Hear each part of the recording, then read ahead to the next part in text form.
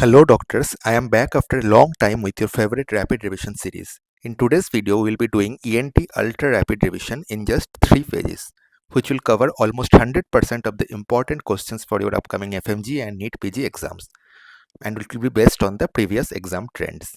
These short and concise notes will help you revise at least 4 times before the exam and will also be extremely handy while traveling to your exam city or even when you are standing right outside the exam hall. This is the 15th subject of our rapid revision series. You can watch the remaining 14 subjects on my channel. All are already uploaded along with their respective PDFs. Now for the notes PDF, the link will be given in the comment box. It will be pinned in the comment box. And you can join for daily preparation tips and study materials. The link is also given in the comment box. This is our Telegram channel. So you can join this Telegram channel. You can click on this link also after getting the notes. It will be redirected to our Telegram channel. For any doubts, you can reach out to me on Instagram. This is my Instagram ID. And if you find the video useful, please like, share and subscribe. And don't forget to drop your review in the comments. So let's start. So first we will start with the nose. So inside the nose, we can find the turbinates. What are turbinates? Turbinates are the projections on the lateral wall of the nose. Here you can find these are the turbinates. So this is the superior turbinate. The middle one is the middle turbinate and the inferior turbinate. And beneath the turbinate, there is a space which is known as the meatus. So beneath the superior turbinate, there is the superior meatus. Beneath the middle turbinate, there will be middle meatus, and beneath the inferior turbinate, there will be inferior meatus. Now, what drains inside the meatus? The posterior ethmoidal air cells will drain into the superior meatus. The maxillary and the frontal sinus and also the anterior ethmoidal air cells will drain in the middle meatus. And the nasolacrimal duct will drain into the inferior meatus. So these are the important questions. Now, above the superior meatus, there is the sphenoethmoidal recess. So this place is known as the sphenoethmoidal recess. And what drains here? The sphenoid sinus drains into the sphenoethmoidal recess. Now let's come to the concha. So what's concha? Concha is the bony part of the turbinate. So inside this turbinate, we will find a bony part. Okay. So that's known as the concha. Now we'll understand what is the sequence of the development of sinuses. So first the maxillary sinus develops, then the ethmoid, the sphenoid, and then the last the frontal. Maxillary and ethmoid sinus are present at birth, whereas sphenoid sinus develops at 4 years of age and the frontal sinus at 6 years of age. The ethmoid sinus is the most developed at birth. Both the maxillary and ethmoid are present at birth, but the ethmoid is the most developed at birth. Now this image, this is the Carisson's DCR punch. So it is used for dacrocystorhinostomy, and the surgical opening of dacrocystorhinostomy is the middle meatus. So here at the middle meatus, this instrument will be used for doing the punch.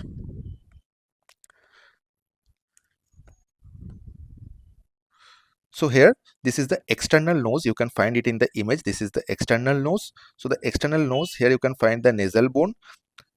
So this part is composed of bone and the lower part is composed of cartilage. Here you can find the upper lateral cartilage. This is the lower lateral cartilage, and here you can find this yellow portion is the lesser alar cartilage or the sesamoid. And in the between there is the nasal septum. So this image is the Cotell's test. This is done to check the blockage of the nasal valve. In case of nasal bone fracture, what is the treatment? So we have to do closed fracture reduction using Walsham forceps. And if there is swelling present, then we cannot do the reduction. We have to wait for 7 days to subside the swelling. Then we can again do the fracture reduction using the Walsham forceps. So in the MCQ, you have to see if it is given swelling, then you cannot do the immediate fracture reduction. You have to wait for 7 days for the swelling to subside. What is CSF rhinorrhea? So CSF rhinorrhea means the CSF will come through the nose, and the most common cause for that is iatrogenic or any kind of surgery or trauma. What is the best confirmatory test to diagnose CSF rhinorrhea? It is the beta-2 transferrin estimation. Beta-2 transferrin is present in CSF. So if we do the estimation of beta-2 transferrin, we can understand that.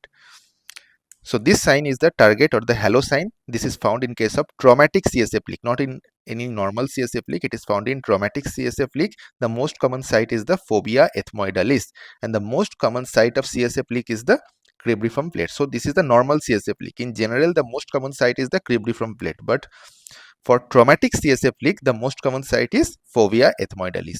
Now, how will you find the site of the leak? So to find the site of leak, we have to do nasal endoscopy followed by intrathecal injection of fluorescein dye. Now fluorescein dye will stain it green. Also, you can do MRI T2 imaging or CT cysternography. But the best test is the HRCT skull base. What is the treatment? It is conservative treatment for CSF leak.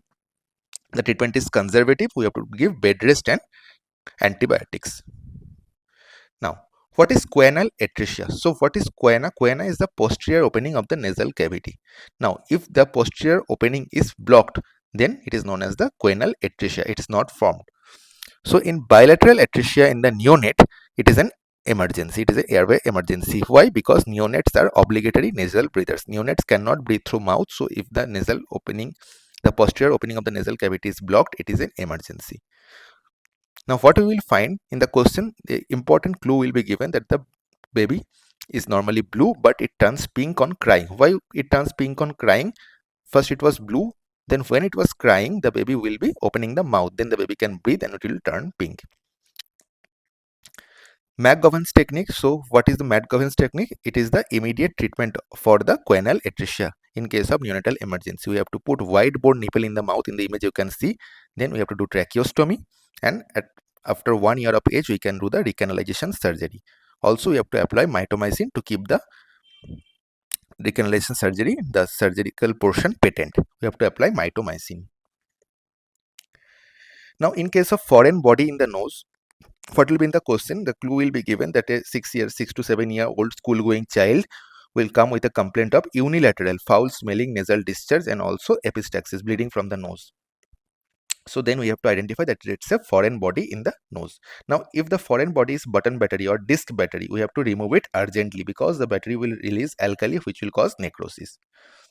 Then our next thing is rhinitis medicamentosa. So what is rhinitis medicamentosa? When we give like nasal decongestants like the xylometazoline or the oxymetazoline, and after the prolonged duration usage, it will lead to reflex vasodilation. So that's known as rhinitis medicamentosa. Rhinophyma, in the image you can find rhinophyma. What is that? It is the hypertrophy of the sebaceous gland of the skin of the nose. Atopic rhinitis. So how will the patient come? There will be a young female who will have roomy nasal cavities. Also there will be nasal crusting present. There will be foul smell. Although there will be foul smell, but the patient cannot smell it because the patient will have anosmia. This is known as merciful anosmia because the patient cannot sense the foul smell. What is the organism responsible for that? It is Klebsiella oziani, and the treatment is alkaline nasal douching. Surgery is modified Young's operation.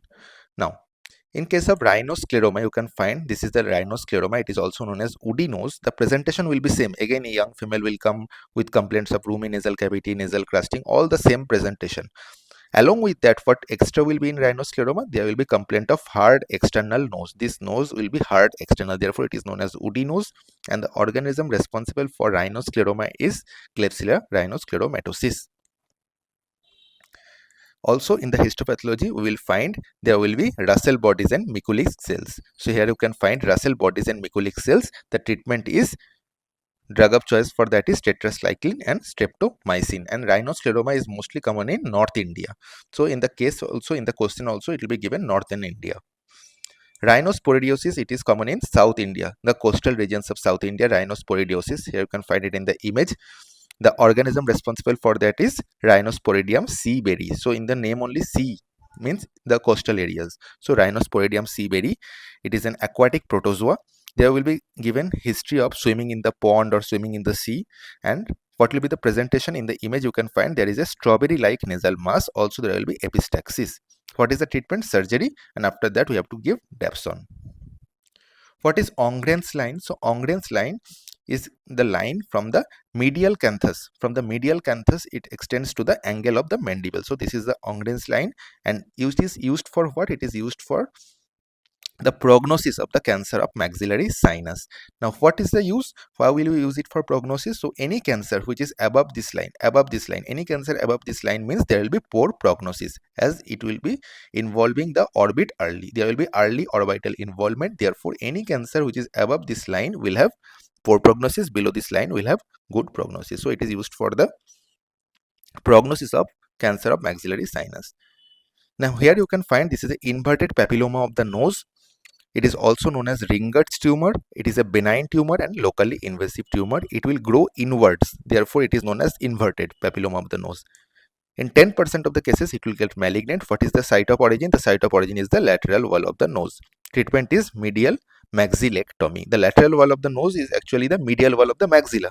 Therefore, we have to do medial maxillectomy. Now comes nasal synechiae. So what are nasal synechiae? Here you can find it in the image. This is the inferior turbinate, this is the nasal septum, and between these there are synechiae or adhesions. So this is the most common long-term complication of nasal surgery. How you can prevent it? By giving mitomycin C. Here you can find there is a Pott's puffy tumor. So in the name it's given tumor, but it's actually not a tumor. It's in frontal abscess. So it's complication of the acute frontal sinusitis and which will lead to frontal osteomyelitis.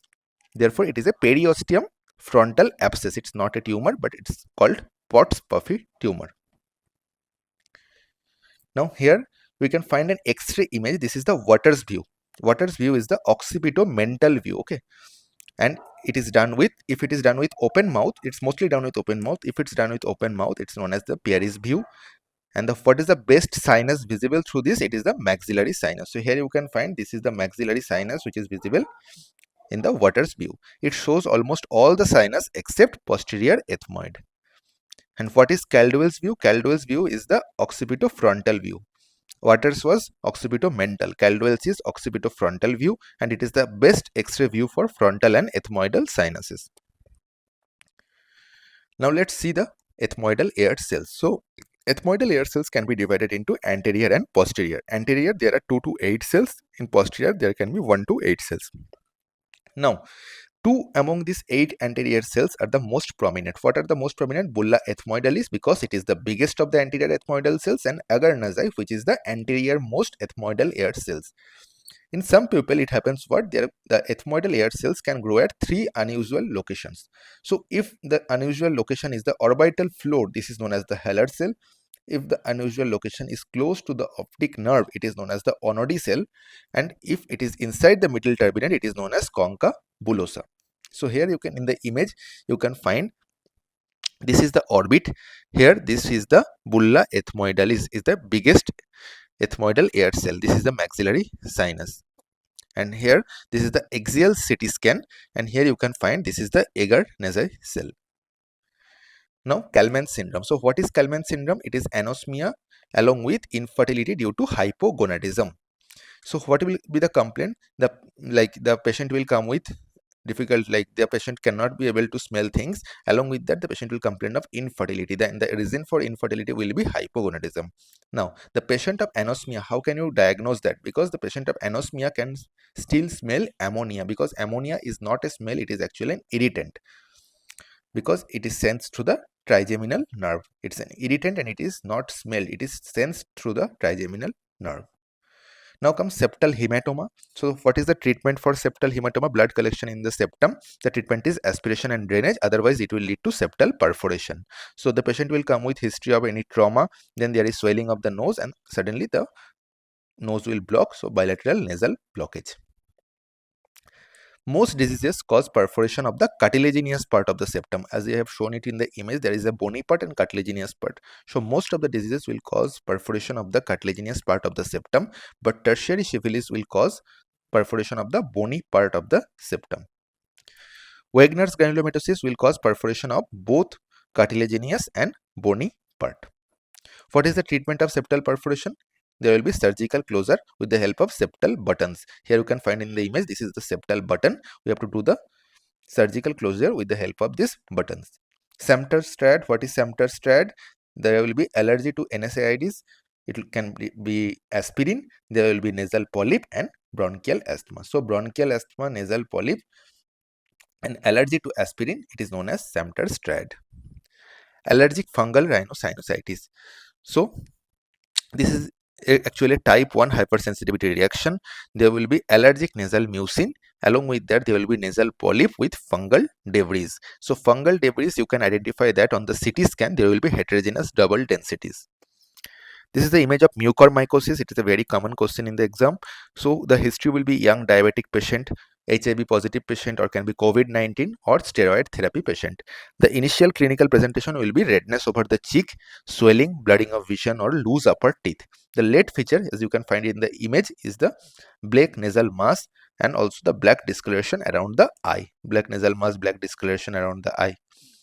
What is the investigation? We can find black turbinate sign on contrast MRI, and the treatment is debridement along with liposomal amphotericin C. Now let's come understand the blood supply of the nose. So the blood supply of the nose, 80% is through the external carotid artery and 20% is through the internal carotid artery. External carotid artery has three branches: superior labial artery, sphenopalatine artery, and greater palatine artery. And internal carotid artery has two branches: anterior ethmoidal artery and posterior ethmoidal artery. Now, what is the artery of epistaxis? The artery of epistaxis is the sphenopalatine artery. This is the main artery. What is the most common area of epistaxis? It is the Little's area. Little's area, it has the Kisselbach's plexus, which is made by four arteries. What are the four arteries? Sphenopalatine, greater palatine, superior labial, and anterior ethmoidal. Treatment: it can be done through PVA nasal packs. So anterior nasal packing, posterior nasal packing we can do, and now the modern treatment is PVA nasal packs. The brand name is Merosil. So this is the image for that. Now, if both anterior and posterior nasal packings fail to control the bleeding, then what we will do? First, we will apply anterior and posterior nasal packs. Now, if it fails to control the bleeding, we have to do endoscopic sphenopalatine artery ligation, and if it again fails, then we have to do ethmoidal artery ligation. Why we are doing sphenopalatine artery ligation? Because we have studied it is the artery of epistaxis. So first we will do ligation of the sphenopalatine artery. If it fails, we have to do ligation of the ethmoidal artery ligation, because if not sphenopalatine, then the bleeding is from the internal carotid artery. So we are doing ethmoidal artery ligation. This is the anterior nasal packing picture. So our nose topic is finished. Now we'll move on to the larynx. So in larynx, so this is the image of the larynx. Here you can find this is the epiglottis. Then this is the hyoid bone. This open book cartilage is known as the thyroid cartilage. These are the arytenoid cartilage. Then this ring-like structure is the cricoid cartilage, and this is the trachea. So this is the posterior and the anterior view. Now, larynx is lined by ciliated columnar epithelium except the vocal cords. Okay, vocal cords are lined by stratified squamous epithelium. This portion, the white portion, is the vocal cord. It is lined by stratified squamous epithelium, and below the vocal cord, below the mucus, there is a submucosal loose connective tissue which is known as Rinke's space. These are the arytenoid, which makes posterior 1/3 of the vocal cord. So arytenoid cartilage makes posterior 1/3 of the vocal cord. And below the vocal cord, below the stratified squamous epithelium, there is a submucosal loose connective tissue which is known as Rinke's space. Keratosis larynx, in smokers we generally find it. So the vocal cord epithelium starts shedding faster, which leads to keratinaceous debris on the vocal cord. What is the treatment? Stripping of vocal cord mucosa, which is known as decortication, and also carbon dioxide laser cordectomy. This is Rinke's edema. What is Rinke's edema? It is the bilateral diffuse swelling of the vocal cord, and the treatment is same. Stripping of vocal cord mucosa, all this same. What is the most common cause? Again, smoking. Now, vocal nodules or singers or teachers nodules. So these are always bilateral. These in both sides of the vocal cord you can find it. What is the most common cause? It is vocal abuse. Where it is the site? The site is the junction of the anterior 1/3 and posterior 2/3. Anterior 1/3 and posterior 2/3.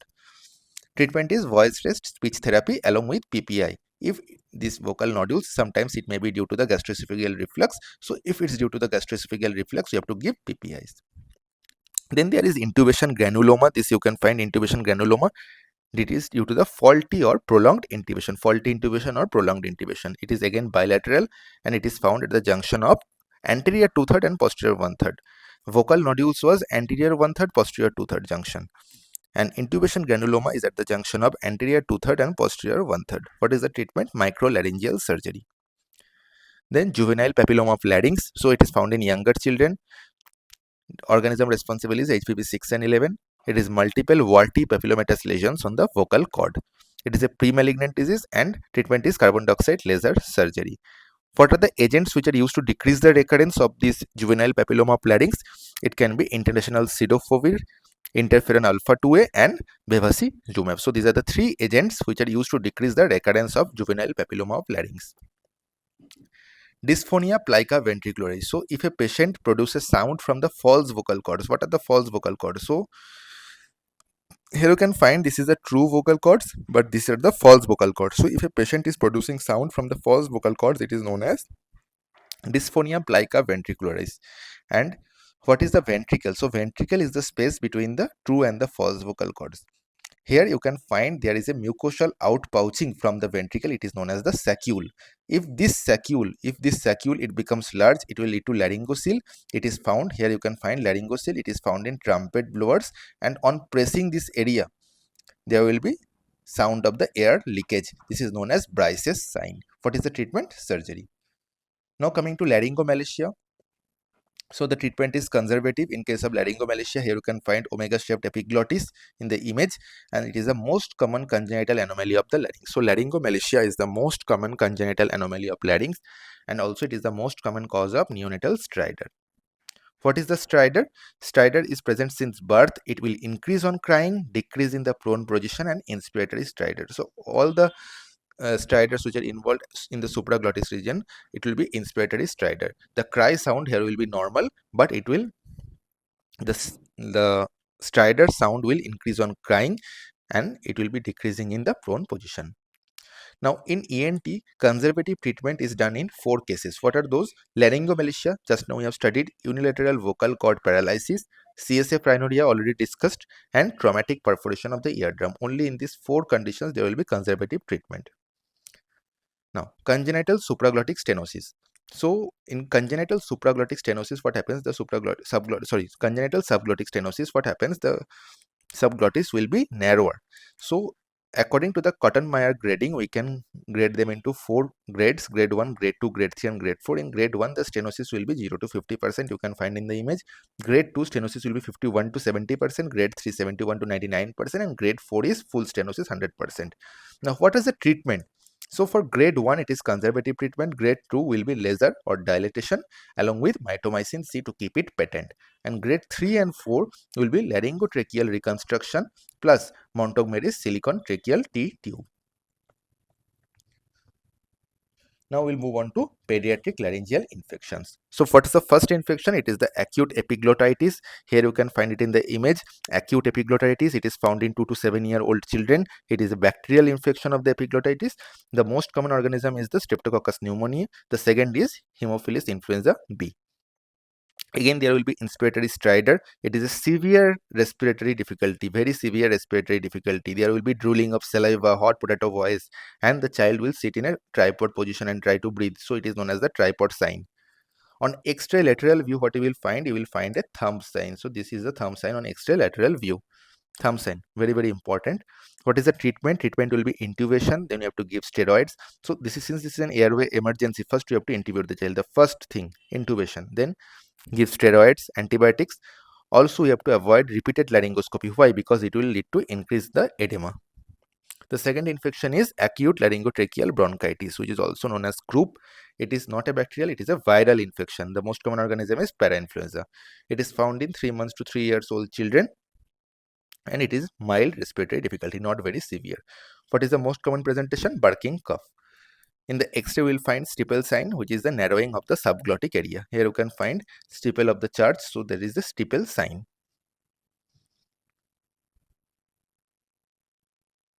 Now, the treatment is humidified oxygen, steroids, bronchodilators, antibiotics. Why? Antibiotics we are giving to prevent the secondary bacterial infection. Though this is a viral infection, but to prevent the secondary bacterial infection, we are giving antibiotics. Now coming to the cancer of larynx. So grading of the cancer. Stage T1 means only one name structure is involved. Any one name structure is the involving here. T1A means only one vocal cord is involved. T1B means both the vocal cords are involved. What is T2? More than one named structure is involved.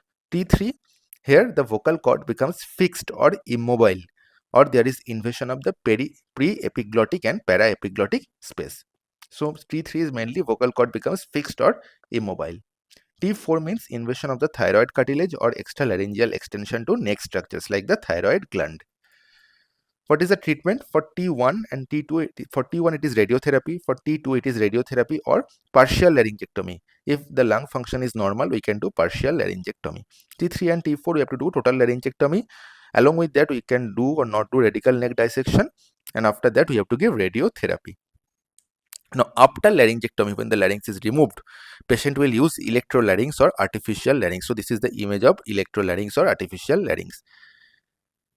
Now, we have to insert tracheoesophageal puncture devices. The example is the Bloom-Singer prosthesis. It is inserted here. What is the sensory nerve supply of the larynx? So, for the supraglottis, the sensory nerve supply is the internal branch of the superior laryngeal nerve. Internal branch of the superior laryngeal nerve, which is known as the internal laryngeal nerve. For the subglottis, it is the recurrent laryngeal nerve. And for glottis, both these nerves, internal branch of the superior laryngeal nerve or the internal laryngeal nerve and the recurrent laryngeal nerve. The motor supply, all the muscles are supplied by the recurrent laryngeal nerve except cricothyroid. Cricothyroid is supplied by the external branch of the superior laryngeal nerve.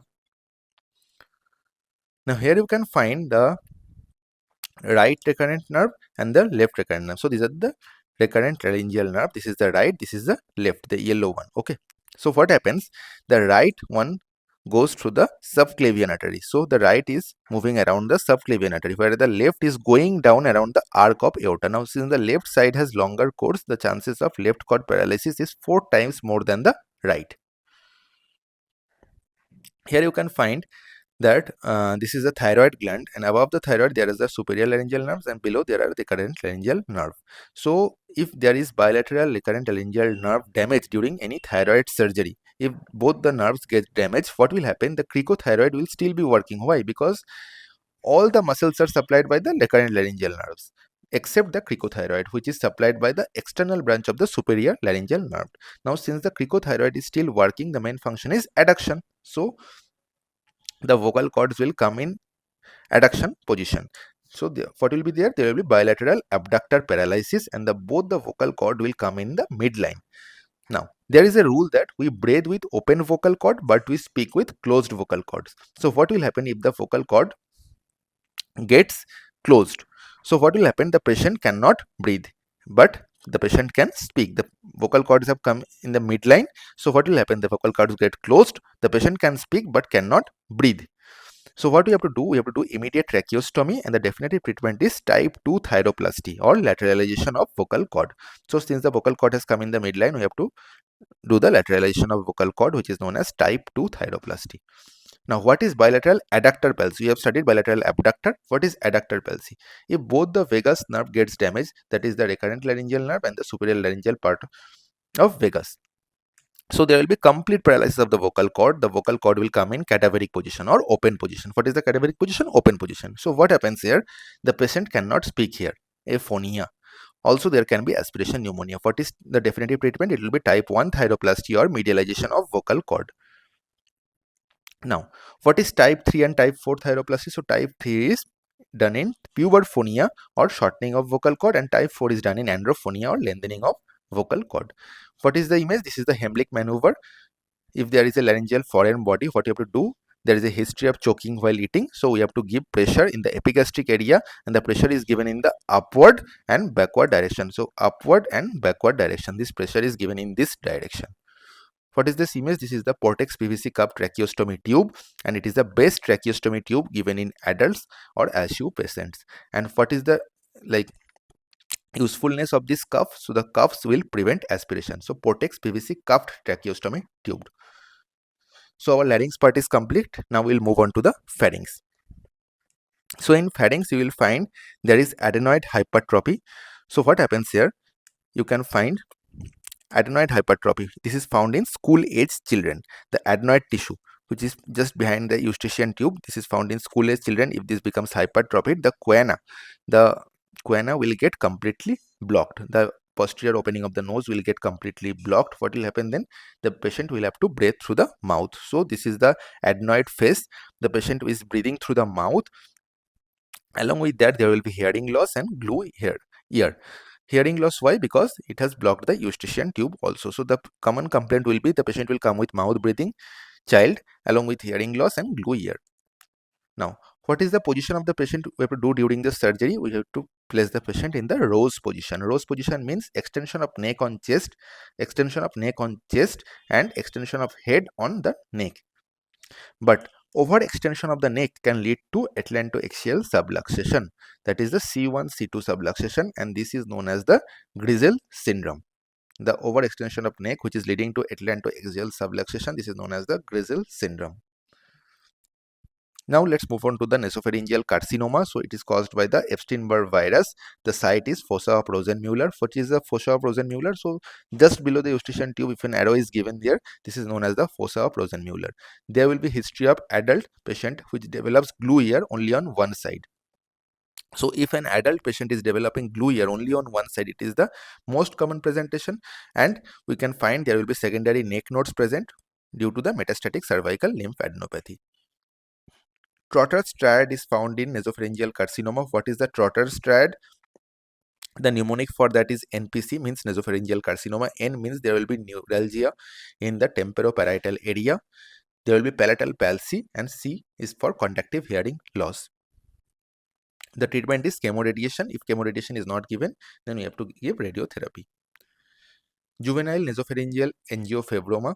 This is the most common benign tumor of the nasopharynx. What is the site of origin? It is the sphenopalatine foramen. It is found in 12 to 16-year-old adolescent males. So the presentation will be in adolescent males of 12 to 16 years, there will be nasal mass and profuse bleed. Then the option, like we have to mark the option juvenile nasopharyngeal angiofibroma. It is the most common benign tumor, but it can invade the orbit, so it will lead to proptosis coming out of the eyeball, which is known as frog face deformity. Also, there can be cheek swelling, as you can find in the image. Biopsy is highly contraindicated because it is a vascular tumor. It will lead to more bleeding. Also, it is a hormone sensitive tumor, so pre-operatively, before the operation, we have to give estrogen or flutamides, which will help to shrink the tumor. CECT. So on CECT, we will find what? We will find Holman-Miller sign. What is the Holman-Miller sign? Here, the tumor will push the posterior wall of maxilla forwards. The tumor will push the posterior wall of maxilla forwards. This is known as the Holman-Miller sign.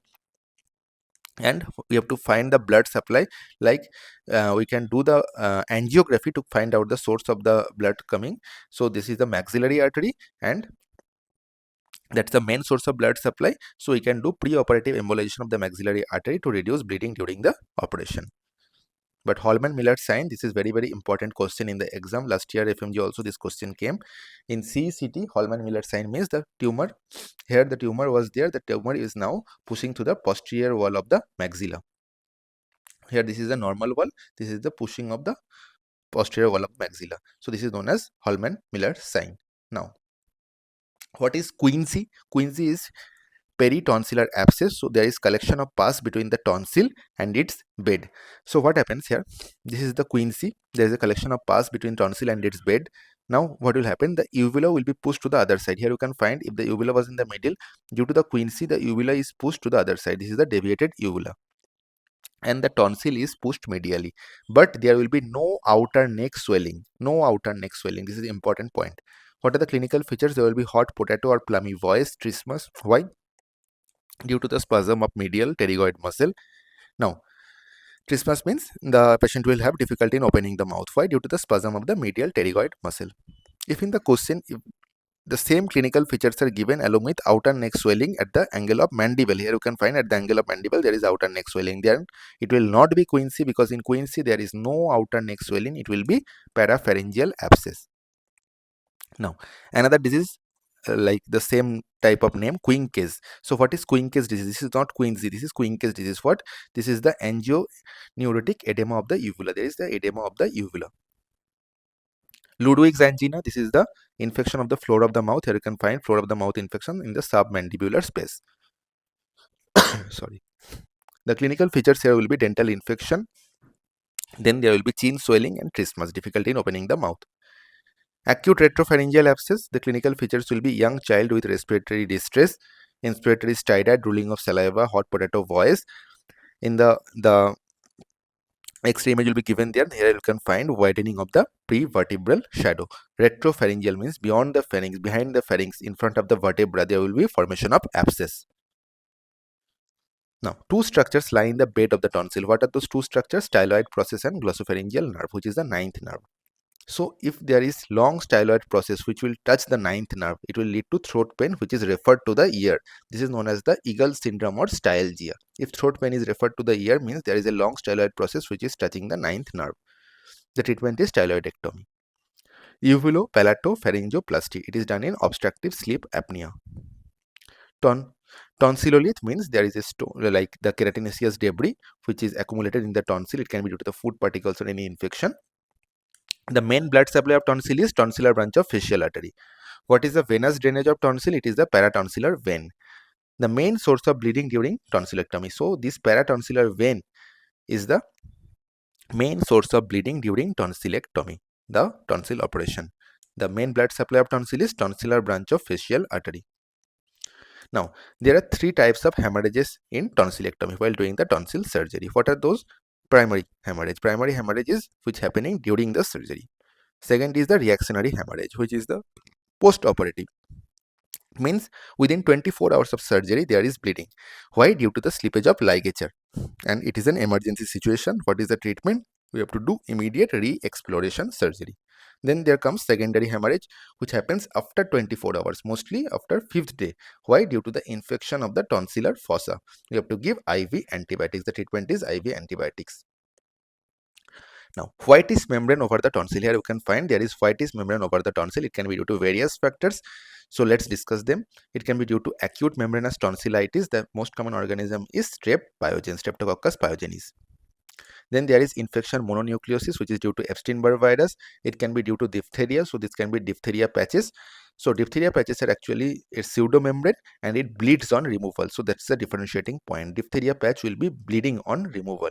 And it also extends beyond the tonsil to the palate. If it extends beyond the tonsil to the palate, then we have to identify it as diphtheria patch. The clinical feature will be the child will come with febrile, sick child with bilateral cervical lymphadenopathy. We can find bilateral cervical lymphadenopathy, which is known as bull's neck. The other causes can be candidiasis, Vincent angina, malignancy of the tonsil, or leukemia. Killian's dehiscence. What is Killian's dehiscence? This area, this green marked area. So this is an area, triangular area in the inferior constrictor muscle between the fibers of thyropharyngeus and cricopharyngeus. So these are the thyropharyngeus fibers, these are the cricopharyngeus fibers. Between this there is a weak area. This has no muscular supply. So this is a very weak area. And there can be formation of pharyngeal pouch here. This is known as Jenker's diverticulum. So if a pharyngeal pouch forms here, this is be known as Jenker's diverticulum. So we have completed the pharynx, larynx and the nose. In our next video we will be discussing about the ear. Thank you.